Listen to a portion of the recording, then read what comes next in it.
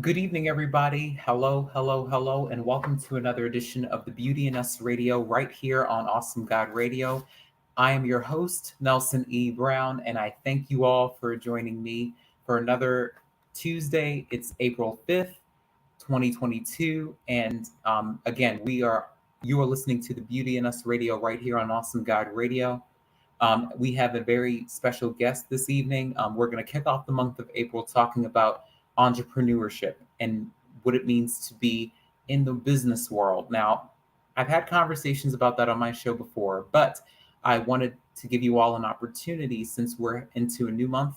We had great guests for Women's History Month, and since spring has started, I wanted you all to get into this season in the spirit of spring, and I wanted you all to, again, think about that creative muscle, that creative person inside of you who wants to start that business or start that company or establish that organization. I've had conversations on my show about what it means to be a business coach and what it means to establish a foundation that's deeply rooted in entrepreneurship. But I have a special guest this evening who's going to be discussing that more in detail. His name is Mr. Keith Tooley. I met him, I've known him for about 6 months now, ever since I've joined the organization called Young Men Strong last fall. And he's been very helpful. He's been acting as a mentor for the organization, but he's also provided me, as well as the other members, with a substantial amount of information about the business world and about how to navigate through the world of entrepreneurship. And I think that he has great information to share with us this evening. But before we start, I wanted to just talk a little bit about what it means to be a business coach and what it means to be into the world of entrepreneurship, what it means to get your feet wet in the field of entrepreneurship. Now, next month we are going to have a guest that should have been a part of um, a Black History Month special back in February, but since we ran into technical difficulties, I wasn't able to speak to her. But I booked her for another show next month. Her name is Brooke Learman. So Delegate Brooke Learman is going to appear on our show on this platform next month to talk about her campaign for Maryland State Comptroller. But even though she's a disability and civil rights attorney, she has a substantial amount of knowledge in the field of business. So I wanted to talk to you all a little bit about what it means to be an entrepreneur and what it means to be a business owner or a business coach here in Maryland. Miss Learman next month is going to speak about the work that she plans on doing as a state comptroller, once she's elected. And I wanted to talk more about with Mr. Tooley, Mr. Keith, what that looks like because he's from New York. He lives in New York. We're both in different states, and I know that entrepreneurship in Maryland is different from entrepreneurship in New York, but everybody still has the same objective. Of course, every entrepreneur has to demonstrate similar qualities. Every entrepreneur has to have that drive and that motivation to want to be that change agent. Every entrepreneur and every business owner has to have that passion behind everything that they do. But I wanted to talk a little bit about what it means to support a small business and what it means to start a business, a small business, because a lot of people who enter into the field of entrepreneurship or the business world, a lot of people don't really educate themselves beforehand. So a lot of people find themselves in a position where they don't have the tools and resources in order to be successful. So I've gathered some resources and I've did some research on what it means to support a small business and what it means to start a small business. And in terms of streamlining minority, veteran, and small business certifications, I wanted to talk a little bit about that with you guys for the first 10 minutes before we have Mr. Tooley, Mr. Keith on with us to talk about the work that he does. And this is just in reference to Maryland, the state of Maryland. This source says that while Maryland's process for certifying minority, veteran, and women-owned business enterprises is the oldest in the country and is generally highly regarded, the process remains intimidating for many new business owners already experiencing barriers to successful entrepreneurship. It should not be overwhelming, cumbersome, and unduly time consuming to request and receive the state's confirmation that your business qualifies for its applicable certification. At the same time, no one benefits if the state's certification process lacks sufficient rigor and unduly licenses underdeserving businesses. Certification procedures are embedded within the Maryland Department of Transportation for the Department of General Services. Maryland's minority and women-owned business enterprise certification process appears fractured. So there have been many promises to prioritize and to focus on ensuring open and equitable access for all potential qualifying businesses to benefit from the state's programs. And I just wanted to share that with you all, to recognize, so that we can all recognize the importance of veterans as entrepreneurs and veterans as small business owners. And we also have to focus on ensuring that prospective veterans have small businesses and that these owners can thrive in Maryland by expanding outreach to veteran entrepreneurs and expanding training for veterans, considering starting a small business. And we have to think about the Board of Public Works and the work that they do here in the state of Maryland in terms of how they ensure that increased participation of minority, women, and veteran-owned businesses, small businesses in the state procurement is displayed at all levels. So again, when we talk about small businesses and when we talk about creating a legacy for future generations, we have to think about this from a holistic standpoint. I think that a lot of people, particularly in the African American community and communities of color, a lot of people underestimate the fact that we are all in a position to leave a legacy, and we're all in a position to generate wealth. And the way to generate wealth is to start a small business.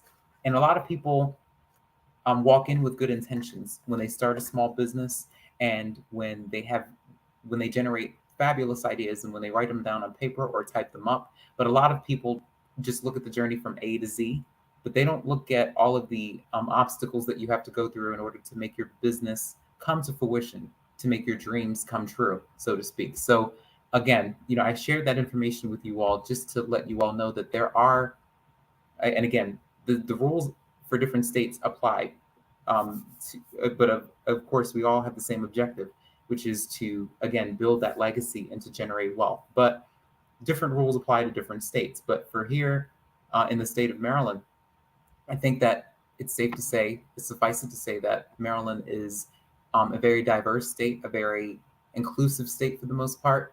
So we have small businesses that are owned by minorities, by women, and by veterans around every corner. But again, I wanted to think about communities of color, and how we can all generate wealth and start small businesses within communities of color. Because again, I think that many communities of color underestimate their ability to start a small businesses.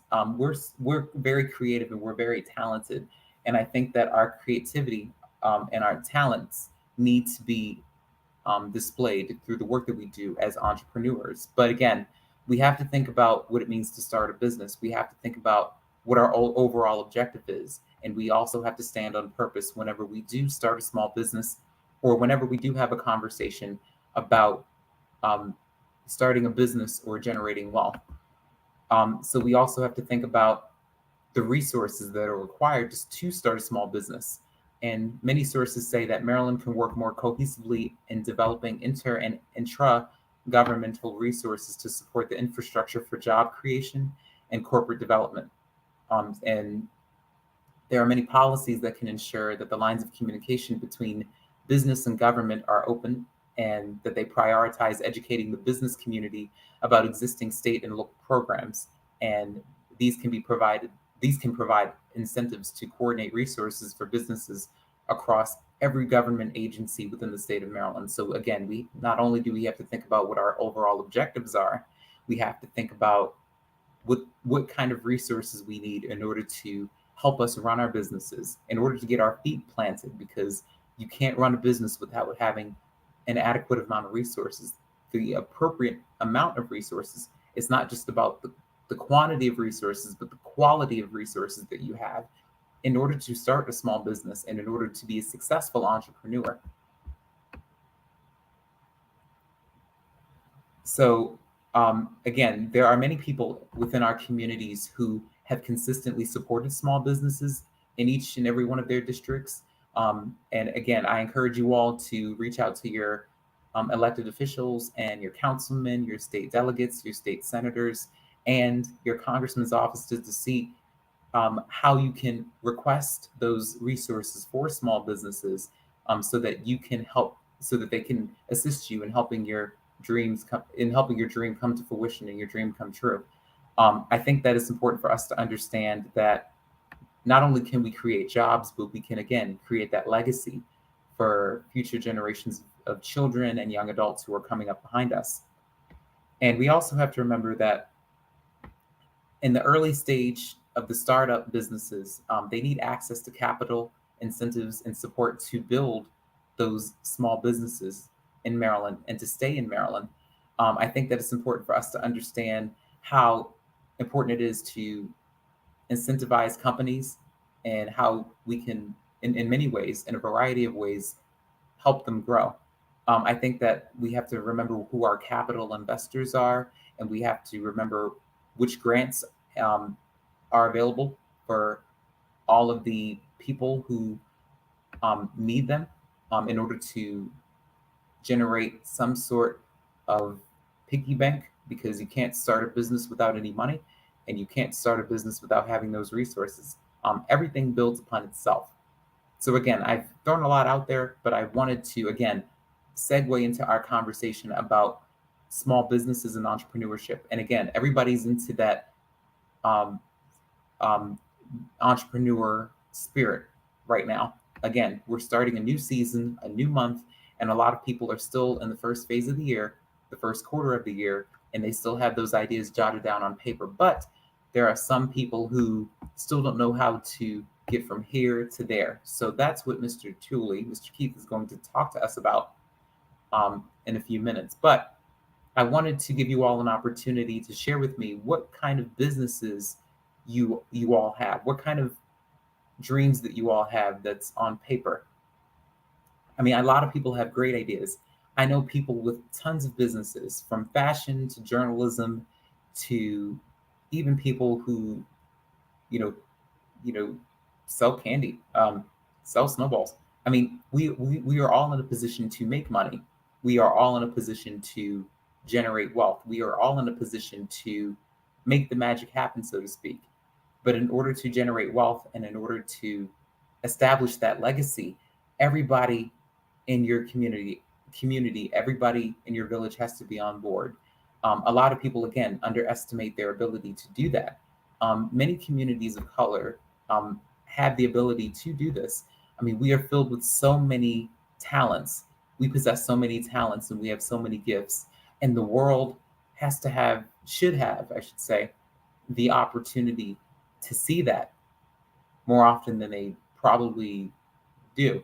So that's why it's important for us to recognize how significant it is to establish strong businesses, how important it is for us to, again, apply for those grants, get the resources, get the funding, and all of what we need in order to make that successful. Again, when we talk about small businesses, I often think about many of the people in my peer group, many of my peers who are interested in starting small businesses. Business administration, IT, and nursing are probably one of the most popular um, career paths that many young people are pursuing nowadays. But again, a lot of people look at the journey as an entrepreneur from A to Z, but people don't have the resources and the tools in order to be successful. It requires a lot of time. It requires a lot of patience. It requires a lot of money. I mean, there are different dimensions that you have to dive into as a small business owner and as an entrepreneur. But again, when we think about this in terms of what the ethnic composition looks like in terms of where our businesses are located and how we can establish them and how we can create a foundation for the businesses that we plant, We have to think about the resources that are available. Again, in marginalized communities, we have to think about the communities who are underserved, who are marginalized. Um, and we have to think about this from, again, a holistic standpoint.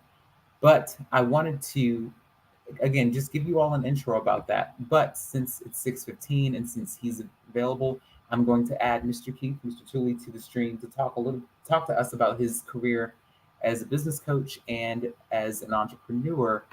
Because again, a lot of people don't have the resources and tools in order to be successful as a small business owner and as an entrepreneur. A lot of young people like myself, we're interested in diving into this world. But again, you have to have resources, the good resources, quality of the resources matter. And the people, the mentors matter as well. So, Mr. Keith, welcome to the Beauty in Us Radio right here on Awesome God Radio. I'm glad that you had an opportunity to sit and chat with me about this. We've talked in our sessions one on one about what it looks like to get yourself out there, what it looks like to establish a small business. I mean, you've been in this industry for a very long time. You have a career in the military, you have a career as a business coach and as an entrepreneur, and you are a mentor with Young Men Strong. And again, you've had forums where you've talked about this. So could you tell us a little bit about yourself and what led you to pursuing a career as an entrepreneur? Because it can be very tough. People don't realize how tough it really is behind the scenes in order to get yourself out there. So could you tell us a little bit about that? Sure. Hi, Nelson. Thank you for inviting me. You're welcome. So yeah, I was listening to your opening remarks, and that was a very nice introduction. Thank you.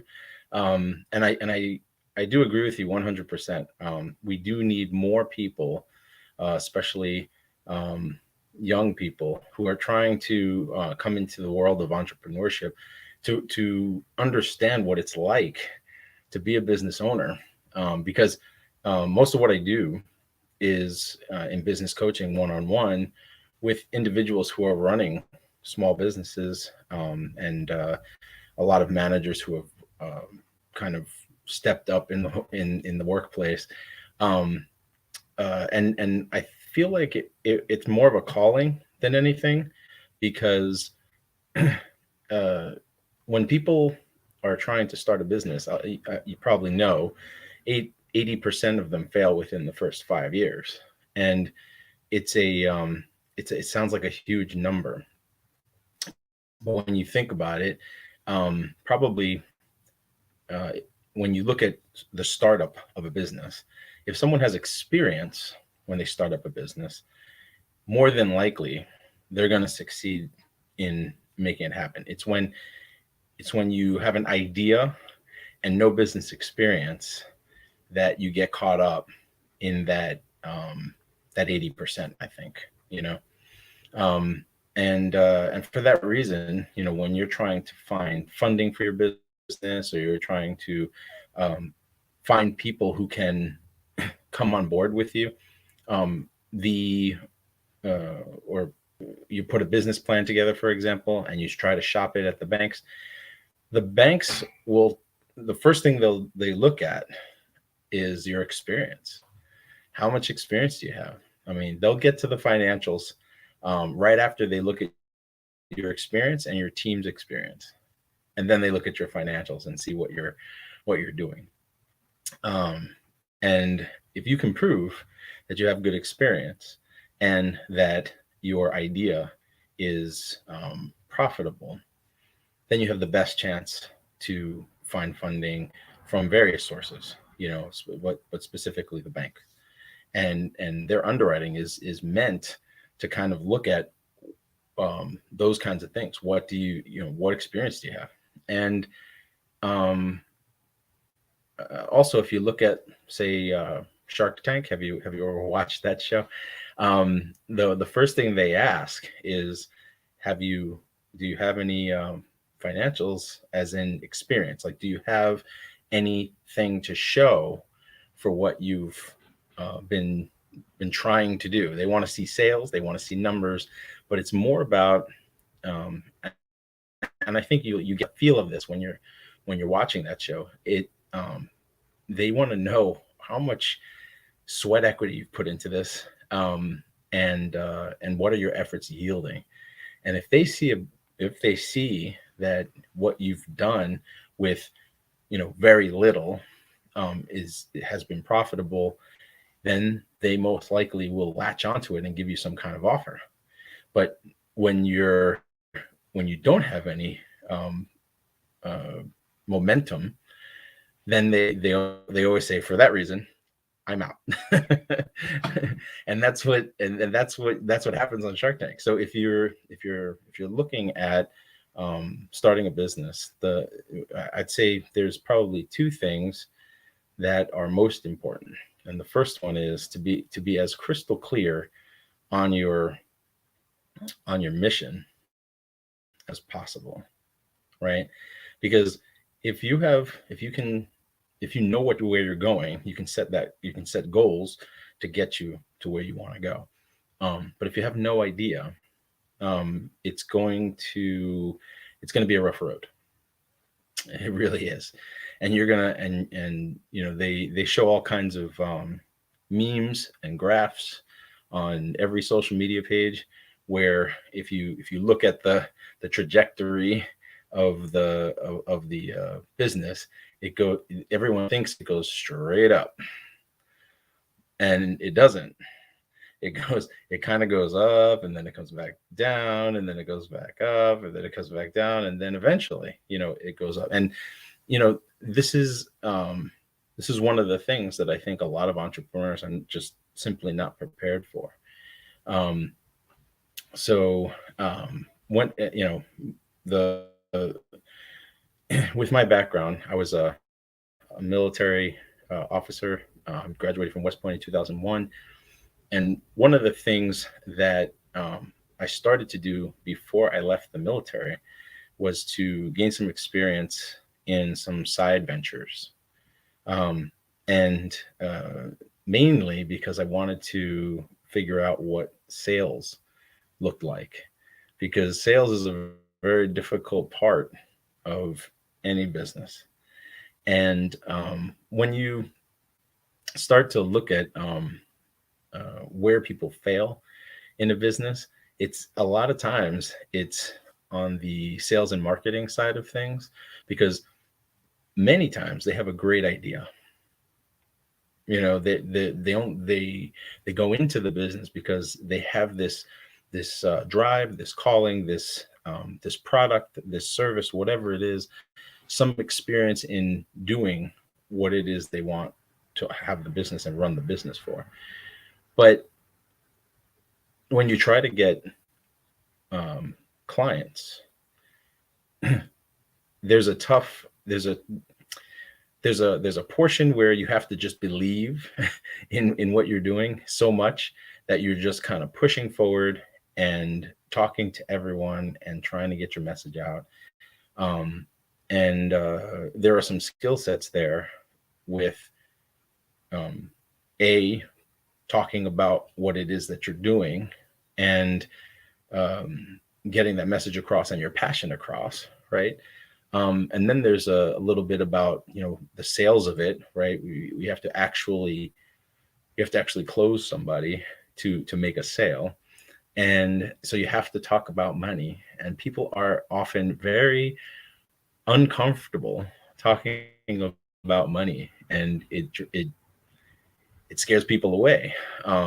Young inexperienced people tend to just shy away from the topic, and then either they end up doing a bunch of work for free, or they put people off because they want to, they're having an awkward moment talking about money, so it makes other people awkward, and it makes them feel like maybe I shouldn't do this. And that's a little bit of a hurdle to get over. But if you're focused on what it is that you're doing and you believe in it, that will also shine through. So if you're very clear and focused on what you want, and you can create goals to get there, that's probably the main thing in having a business succeed. you can learn all the skill sets for the marketing and the rest, you know. Um, but then there's also the part two of what I was talking about. You know, number one is getting being crystal clear and focused. But part two is knowing that there's a price to pay for success, right? Um, and you have to be willing to push through in the hardest times in order to make things work. And so if you have a passion for what you're doing, you're crystal clear, everything's 100%. That's half the battle. But then you got to do the work, and uh, there's a long road, but it's definitely positive on the other side. It's just a dangerous road, like in your first 5 years especially. It's a dangerous road, especially in your first year. Look, there are plenty of people out there come to me and say, I have this idea and I've been throwing all kinds of money at it. And that's one thing that people get into trouble because, you know, they want it so bad, and they see, you know, they see success, you know, on the road there, but they might just not have the skill set to get there, or you know, and they're not putting in the work to figure out the skills that they need, and there's no one to tell them what skills they're missing, and unless they have good mentors, or they have a good team, or they have a coach that they hire or something like that. And you know, this is the unfortunate thing. People try to go it alone, and they figure like just sheer will put them through. But when your business has no clients and it has no money, that means you don't have a business. It's not working. And that's the unfortunate truth. And a lot of people are tied very emotionally to their businesses, like children, you know, like their business is their child. And that also is not the case. When you're you know, you can start and close a business at any time basically that you want.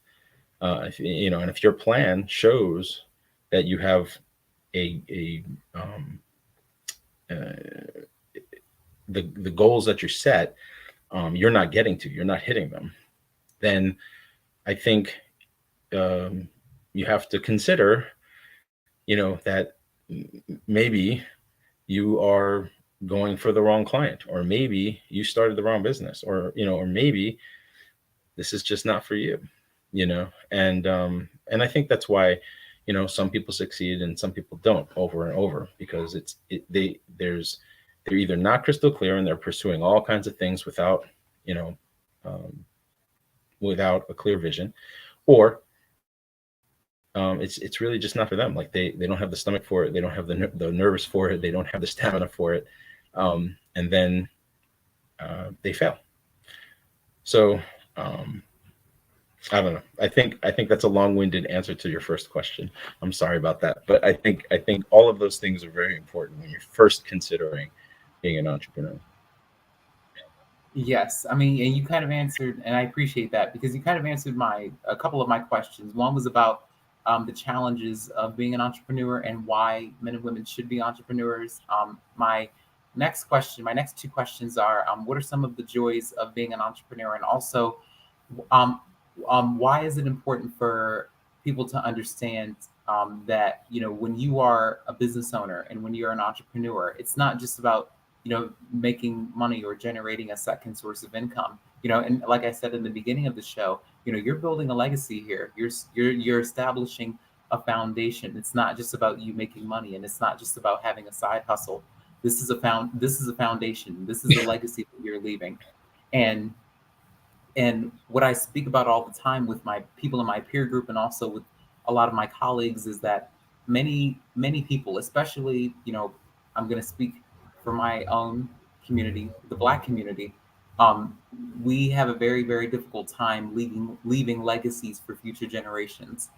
So, um, why is it very important for communities of color in particular to understand how imperative it is for us to leave legacies for our children and to take, starting a business and establishing work and a career in entrepreneurship very seriously? Because I mean, we're filled with so many ideas, we possess so many talents, but unfortunately, the world, our community of people who don't identify with us, don't get an opportunity to learn more about us, and outside of what they see on TV. So how important is it for communities of color to take entrepreneurship seriously, and how important is it, I should say, to leave that legacy for future generations? Because people because the only way you grow the economy and the only way people get jobs is if they start businesses. So why is that very important, and what are some of the joys in the work that you do now that you've seen your work come to fruition? Yeah.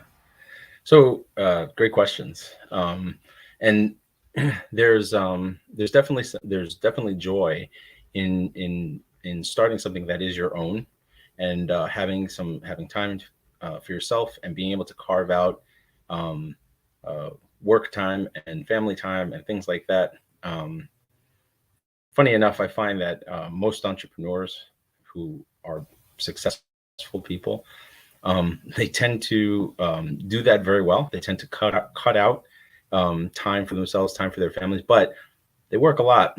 And there's networking and social events and things like that that tend to become part of what they do, especially if they're trying to give back to their communities that they're in, which is very important, I think. And so there's a lot of time and time management that people have to put into being an entrepreneur. So all of that is very important. And you're right. The economy is stronger when people start businesses, and I think that, to your point, the uh, starting a business is more about um, starting something that potentially you can help people with, and not only you're helping yourself, but you're helping your employees have jobs, and you're helping the community that you're in by supporting them. And I think if there's I don't like to romanticize too much the idea that if you're an entrepreneur, you're better in any way than someone out there who works a job, because um, the skill sets in many cases are the same. Um, uh, the leap, I like to explain it this way: when you're the leap to entrepreneur is kind of like being a doctor in the hospital and being a doctor starting your own practice, right? You have the same skills. You're a doctor either way. But when you start your own practice, there's no security net, there's no um, uh, benefits plans and things like that, unless you build it into your system over time. And and there's added skill sets that you need as a business person. And if you're smart enough and you have a good team, and you hire, say, a great office manager, and you outsource some marketing, and you do everything you can to streamline your accounting and everything, and keep your costs low and everything, you could be successful. But it's a it's you on your own out there. So this is what and it's all on you. So this is the dangerous part of being an entrepreneur. And so yes, there's lots of great benefits to it, because you are your own boss, and you can employ other people, and you can make a difference in your community. And a lot of times, if you're smart about it, you can pull out a profit, make a good living, etc. Um, But your second part of that question is about legacy.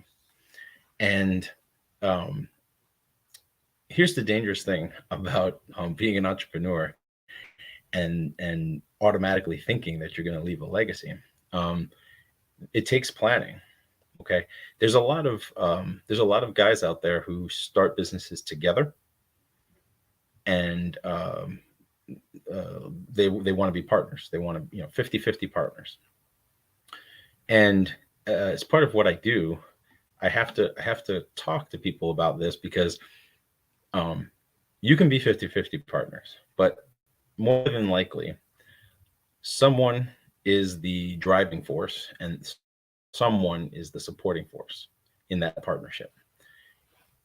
Someone has better decision making skills than the other person. Someone has um, less emotion invested in the whole thing. One of them probably has more anxiety than the other with risk. And it's important when you have a partnership, especially, to define your roles in a business, because over time, just like in any relationship, you guys are going to have problems. And when you face those problems, if you can face them together and you have a prearranged idea of who's going to make the final decision and who's going to follow along and that kind of thing, um, you will you will find that it's much easier to create those things. Secondly, if you're creating a partnership and you want to leave that legacy, um, it happens that team members pass away. So if you don't have preparation for how to either put insurance on that person so that there can be an influx of cash, or a plan to replace that person pretty easily, and keep the revenue coming in the same as it was, it will it will put a severe crimp in your plans if you have not already allocated some sort of plan and that you can institute right away. And who knows, it could be you just have a falling out. And either way, if somebody leaves the equation, whoever's left has the burden of keeping the business afloat while he deals with his emotions, with the cash flow problems, with whatever else. And so leaving a legacy is important. Um, but I've even seen a lot of times that when couple of examples where people have had $1 million businesses and they grow old and they leave it to their children, and because their children didn't sweat as much, they grew up with a successful dad, or mom, and they grew up in this successful business, and uh, they don't know all the ins and outs of what their parent did over the years to get there. And maybe they lose a little bit of that fire in their belly, and maybe they lose a little bit of clarity of what the business is about. And long term, within a year or two, that business could be out of business as well.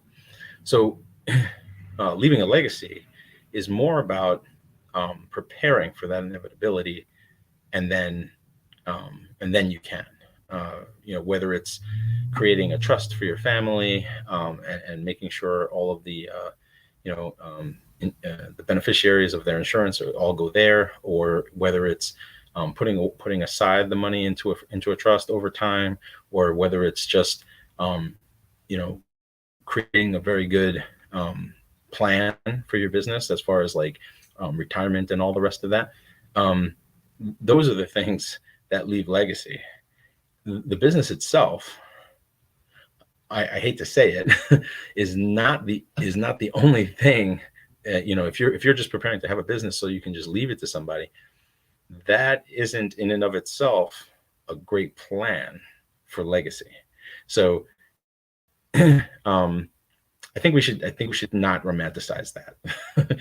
but as you say, it is a good method for you to have uh, control over your own destiny, so to speak, to own a business. And if you can handle it and you can plan for it and you can do all of that, absolutely, we need to push it more. And when you're talking about people of color and the around the world, I find that it's much more of an socioeconomic debate of whether you own a business or not, because people who already own businesses teach their kids to own businesses,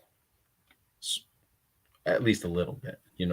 They're more likely to show them by example, but also to teach them, like, this is what it takes to run a business. And even then, as I said before, there could be problems with handing it off to somebody. You really have to groom somebody to make that business a legacy. But if they know business and they don't want to do that business and they start their own business, that's still leaving a legacy. Does that make sense? But when you're but you can leave a legacy with even if you're just an employee of someone else, by learning about finance and teaching your kids how to create passive incomes or how to save into investments, things like that. So, it's like I said, I don't think you have to romanticize the fact that you need to be an entrepreneur in order to leave a legacy, because it's simply not true. But but teaching about finance and about saving towards a goal and planning and building goals and knowing how your values fit into your goals, how they match up.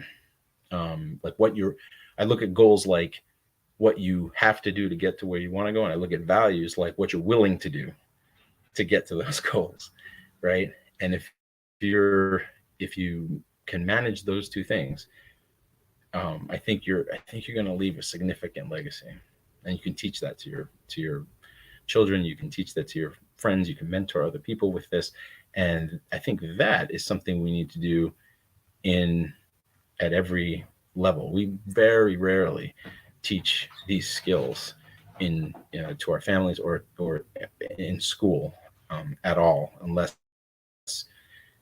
you're going down a finance path. So does that answer both questions?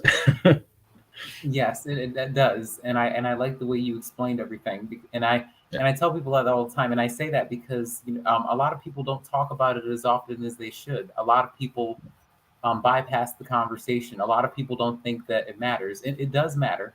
Generating wealth does matter. Acquiring assets, it does matter. Preparing your children for the future, it does matter. I mean, of course, it's not always going to be rainbows and sunshine, but it's important to educate yourself and to educate your kids, because a lot of people walk into things blindsided, and then they wake up one day and everything's gone, and then people are accusing them, well, you didn't do what you're supposed to do. Well, you didn't teach them. You didn't teach them how to manage it appropriately. You didn't teach them how to save and invest properly, how to allocate this amount of money into that trust fund, or how to, acquire real estate, how to purchase a home, how to save for life insurance, and I've witnessed that firsthand. But that's a whole other conversation. But about life insurance, people not taking care of their parents. I've been on the other side of that. I can't go into detail, but that's a whole nother show. But I have to have a life insurance agent to talk about that. But the important that's the show. I'm not even gonna get into that. I'll take 2 hours. But it's important for people to take care of their business, and that's why I titled this broadcast "Taking Care of Business," because that doesn't just apply to your work as an entrepreneur. It doesn't just apply to your work as a business owner. It applies to you in different aspects of your life, because what you're doing now, what you're modeling now, will one day be modeled, by someone. You are modeling after someone, and someone's modeling after you. So that leads me to my next two questions. Real quick, just to mention, add on to what you just said, there's a part of the reason I got interested in business was because I read a book called Rich Dad Poor Dad by Robert Kiyosaki, and it was on Oprah's best seller list. And my wife was she was my girlfriend at the time.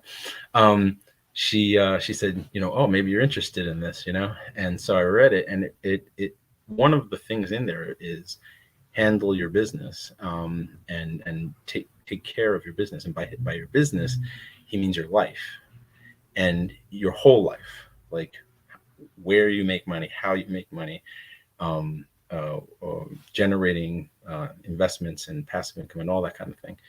And when you look at it from that perspective, like your life is your business, right? Your family is your business. Then it kind of changes the mentality of what you do. And yeah, that's why I automatically just like flash back to that when you said handle your business. Like this is all about your business. Yes, and thanks for sharing that. So I'll keep that book in mind. That's something that I will probably have to put on my bucket list for 2022 before this year is out to read. Don't get But like, don't get wound up in what the story is or if it's true or not, because there's all kinds yes, of reviews out there about how he was the story wasn't real and whatever. But just the fact that the story exists, even if it's fiction, it makes a good point. right. Yes, yes. The lesson in all of it is most important. But Yeah. like I said before, and that leads me into my next question. Who are some of your mentors and who do you admire? Because everybody needs a mentor in the business world. A lot of people walk in thinking that they know everything about everything and they don't want to take heed to anybody else's input or anyone else's advice when they're starting a business. And that's when they have pie in their face when things don't work out, or when they hit a bump in the road and they don't know how to navigate through it. And a lot of people who don't confide in that person or who don't confide in that mentor or someone in their corner who's been through the ranks and who's been where they've been, and who have someone who's made those sacrifices in order to get to where they are, and someone who has your best interest at heart and who's trying to elevate you, in order for you to get to where you want to be. How important is it to have mentors, and who is your mentor and who do you admire? Because a lot of people who want to be entrepreneurs and who want to be business owners, a lot of people go in thinking that they know everything about everything and they don't take heed to anybody else's advice. A lot of people have a tendency to micromanage everything, micromanage everyone. They want their hand in everything, and you can't run a business when you have your hand in everything, because that means that you don't trust yourself, and that means that you don't trust the people you've placed in these positions, whether it's a department, an organization, a school, a church. When you micromanage everything, it never works out because something always falls through the cracks. You can't have your hand in everything. So how important is it to have mentors and people you trust? And who do you trust? Wow. Like you just gave everyone some incredible information there about um, being a great leader, and not having to micromanage, because you're right, it's all about trust when you have a team. And why would you hire somebody if you don't trust them? Why would you hire somebody if you can't leave them to do the job that you asked them to do, that you hired them to do?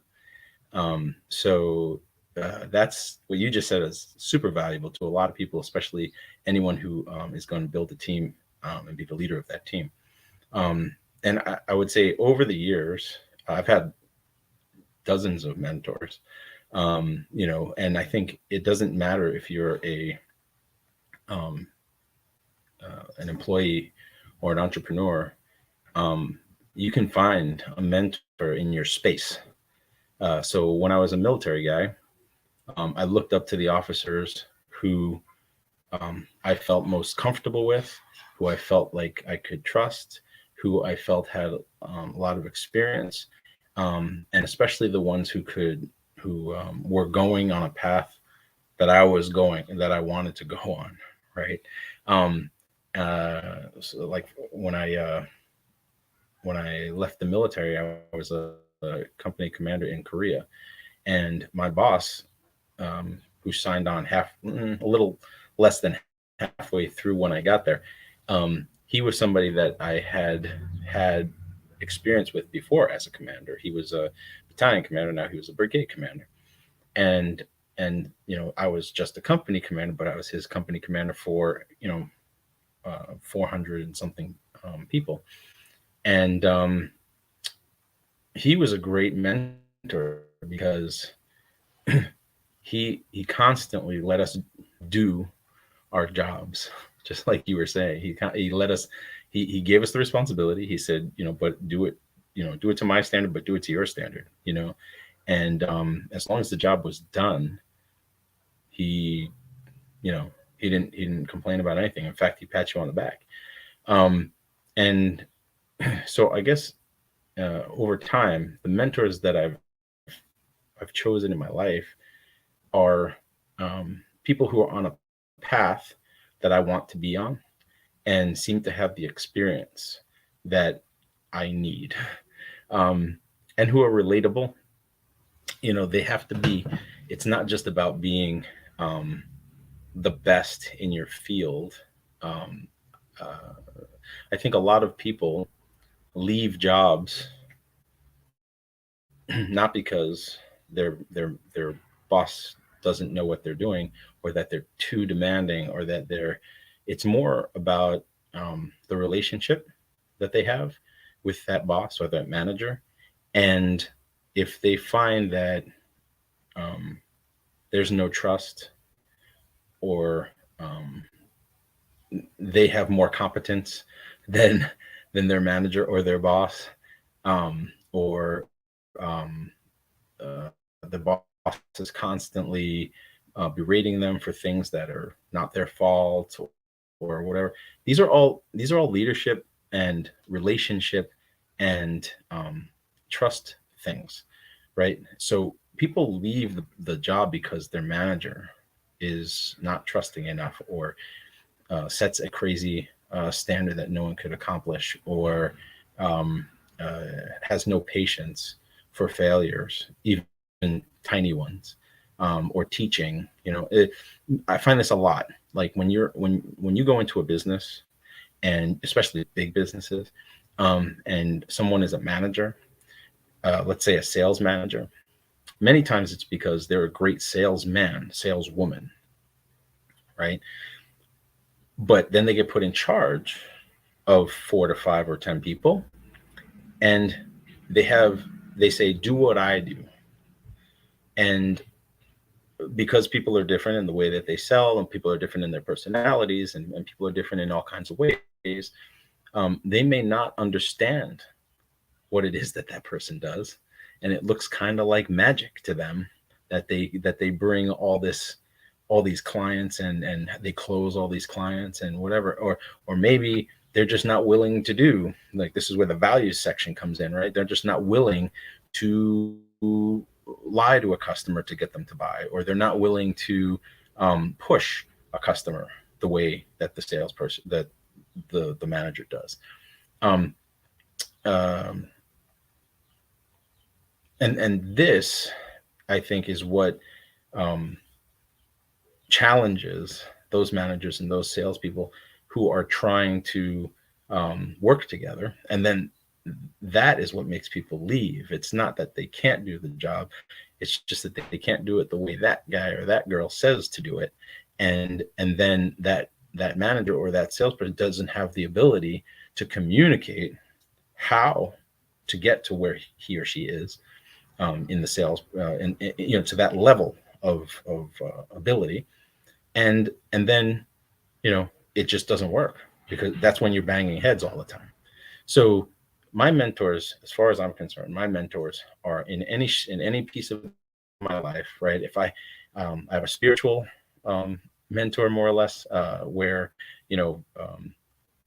for example, my dad is a deacon in the Catholic Church. I rely on him when I have questions about spirituality and Catholicism, right?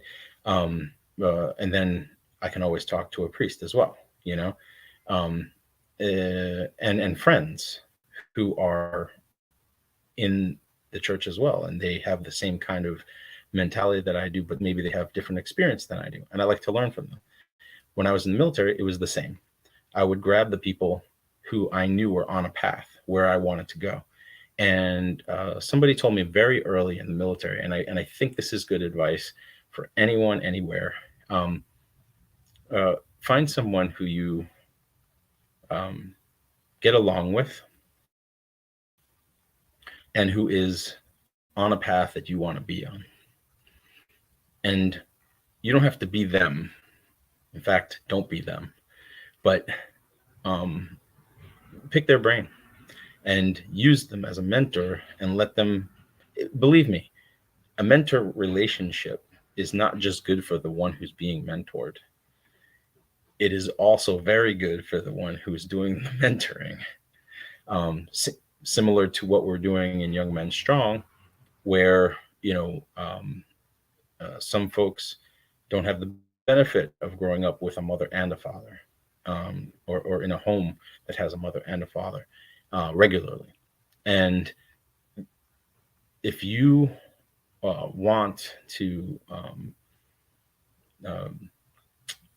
find a little more clarity, or find a little bit about how it is to be when you have two parents, you might just have to talk to somebody who grew up with two parents and is proud of their dad and proud of their mom, you know, and that will probably help.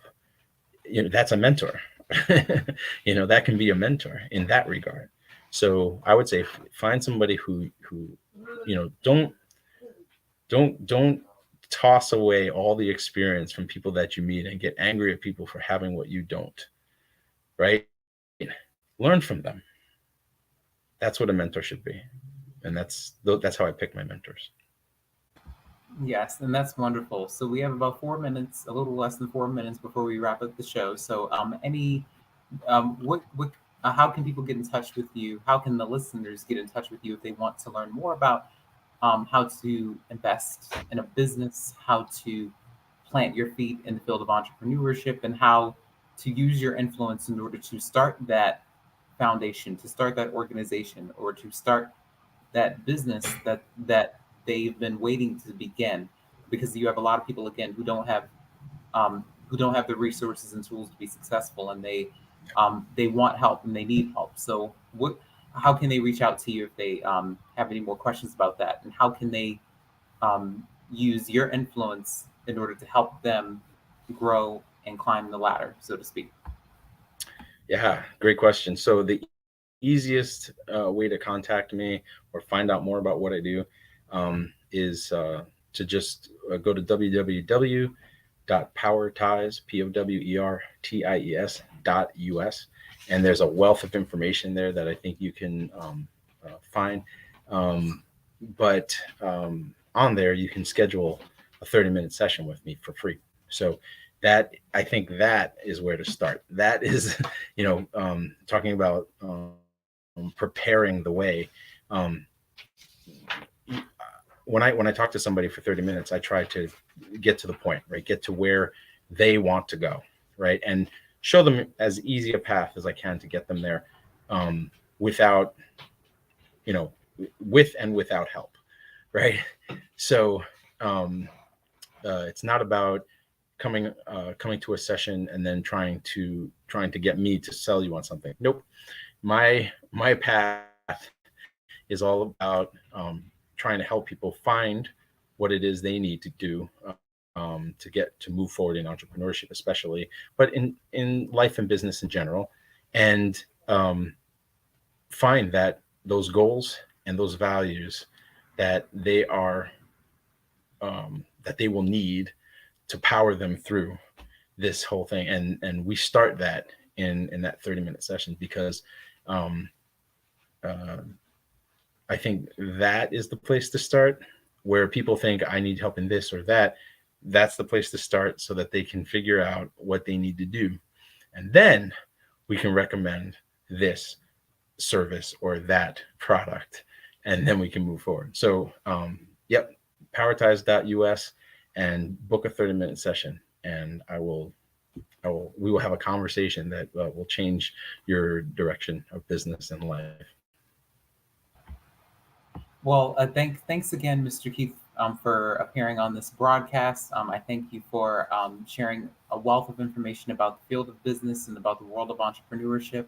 I'm sure that the listeners um, found this very informative, and I definitely will touch bases with you soon. I'm glad you took the time out to speak with me. I know that you and I have been speaking for the past 6 months about this and about the work with Young Men Strong, I guess I just wanted to take the time out to say that I thank you before I closed out the show. So thanks again, and I'll be having you on in a couple months for the Father's Day special with some of the other Yep. gentlemen that have been part of the Looking forward to broadcast. that.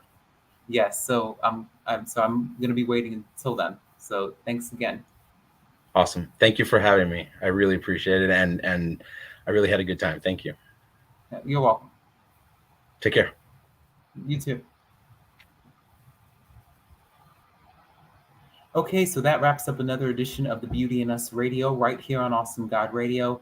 I am your host, Nelson E. Brown, and I want to thank you all for joining in for another awesome show this evening. So next week on April 12th, 2022 at 6 p.m., from 6 p.m. to 7 p.m., we're going to be talking about education with the school administrator, the principal of Arlington Baptist. His name is, excuse me, Johnny Whitehead. Mr. Johnny Whitehead is the senior administrator at Arlington Baptist School in Windsor Mill, Maryland, and he's going to be speaking with us about the field of education. So he's going to be talking to us about education, how we can get involved, how we can make improvements, and how we can highlight the amazing students in our communities who are doing a fabulous job at pursuing academic careers and how they can display their talents and their skills and how they can move forward in different areas of our lives and of their lives so that they can again enrich the lives of others. So again, I hope you all enjoyed this broadcast. I hope you all found this interview to be very informative and very enlightening. And again, this is the Beauty in Us Radio right here on Awesome God Radio. Make sure you subscribe to Awesome God Radio on all of our social media platforms: Facebook, Twitter, Instagram, LinkedIn, you named it. We're on it. And also don't forget to follow me at Nelson E. Brown on Twitter and Instagram, and on Facebook and LinkedIn at Nelson Brown, as well as all of the other social media outlets that are out there. I'm available, and so is AGR.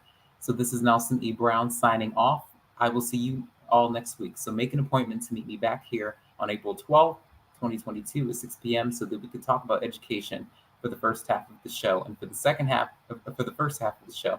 And for the second half of the show, we'll be speaking with Mr. Johnny Whitehead, the senior administrator and principal of Arlington Baptist School here in Maryland, here in Windsor Mill, Maryland. So I love you all. I appreciate you all. I hope you all enjoy this spring. Spring is here, and I hope you all have a blessed week and continue to stay safe, stay warm. It's cold outside with all the rain, but I hope you all are feeling good now that we are into a new season, a new month. So take care.